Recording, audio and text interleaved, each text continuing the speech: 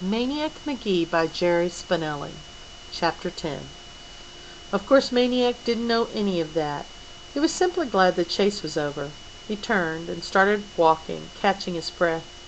East Chestnut, East Marshall, Green Street, Arch Street. He had been around here before, the first day with the girl named Amanda, other days jogging through, but this was Saturday, not a school day, and there was something different about the streets. Kids, all over. One of them jumped down from a front step and planted himself right in front of Maniac. Maniac had to jerk to a stop to keep from plowing into the kid. Even so, their noses were practically touching. Maniac blinked and stepped back. The kid stepped forward. Each time Maniac stepped back, the kid stepped forward. They traveled practically half a block that way. Finally, Maniac turned and started walking. The kid jumped around and plunked himself in front again. He bit off a chunk of the candy bar he was holding. "Where are you going?" he said. Candy bar flakes flew from his mouth. "I'm looking for Sycamore Street," said Maniac. "Do you know where it is?" "Yeah, I know where it is." Maniac waited, but the kid said nothing more. "Well, do you think you could tell me where it is?" Stone was softer than the kid's glare. "No." Maniac looked around. Other kids had stopped playing, were staring. Someone called, "Do it, Mars!" Someone else, "Waste him!" The kid, as you probably guessed by now, was none other than Mars Bar Thompson. Mars Bar heard the calls, and the stone got harder. Then suddenly he stopped glaring. Suddenly he was smiling. He held up the candy bar an inch from Maniac's lips. "Want a bite?" Maniac couldn't figure. "You sure?" "Yeah." "Go ahead. Take a bite." Maniac shrugged, took the Mars bar, bit off a chunk, and handed it back. "Thanks." Dead silence along the street. The kid had done the unthinkable. He had chomped on one of Mars' own bars. Not only that, but white kids just didn't put their mouths where black kids had had theirs, be it soda bottles, spoons, or candy bars, and the kid hadn't even gone for the unused end. He had chomped right over Mars Bar's own bite marks. Mars Bar was confused. Who was this kid? What was this kid? As usual, when Mars Bar got confused, he got mad.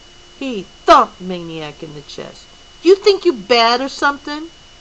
Maniac, who was now twice as confused as Mars Bar, blinked. "Huh? You think you come down here and be bad? That what you think?" Mars Bar was practically shouting now. "No," said Maniac, "I don't think I'm bad. I'm not saying I'm an angel either. Not even real good. Somewhere in between, I guess." Mars Bar jammed his arms downward, stuck out his chin, sneered. "Am I bad?" Maniac was befuddled. "I don't know. One minute you're yelling at me, the next minute you're giving me a bite of your candy bar." The chin jutted out more. "Tell me I'm bad." Maniac didn't answer. Flies stopped buzzing. "I said, tell me I'm bad." Maniac blinked, shrugged, sighed. "It's none of my business. If you're bad, let your mother and father tell you." Now it was Mars Bar doing the blinking, stepping back, trying to sort things out. After a while he looked down. "What's that?" Before Maniac answered, a book, Mars Bar had snatched it from his hand. "This ain't yours," he said. He flipped through some pages. "Looks like mine." "It's somebody else's." "It's mine. I'm keeping it." With rattlesnake speed, Maniac snatched the book back except for one page, which stayed ripped in Mars Bar's hand. "Give me the page," said Maniac. Mars Bar grinned. "Take it, fish belly." Silence. Eyes. The flies were waiting. East End vultures. Suddenly neither kid could see the other, because a broom came down like a straw curtain between their faces, and a voice said, "I'll take it." It was the lady from the nearest house, out to sweep her steps. She lowered the broom, but kept it between them. "Better yet," she said to Marsbar, "just give it back to him." Marsbar glared up at her. There wasn't an 11-year-old in the East End who could stand up to Marsbar's glare. In the West End, even high schoolers were known to crumble under the glare. Two old ladies on both sides of Hector Street, it was all but fatal. And when Marsbar stepped off a curb and combined the glare with his super slow dip stride slump shuffle, well, it was said he could back up traffic all the way to Bridgeport while he took 10 minutes to cross the street. But not this time. This time Marsbar was up against an East End lady in her prime, and she was matching him eyeball for eyeball.